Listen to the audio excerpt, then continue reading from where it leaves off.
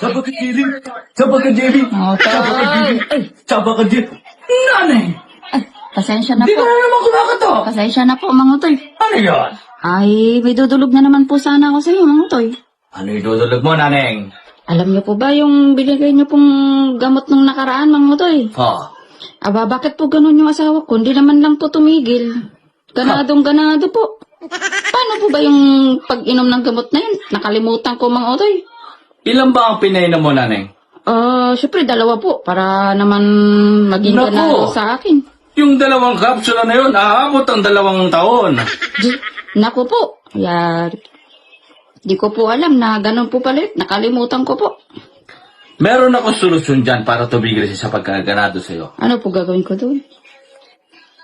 24 oras. 24 oras. Na? Ano po yun?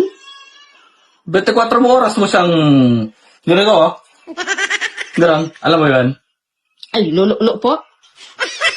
Hindi ka nagkakamali ba, Naneng? Anak ka ng pu.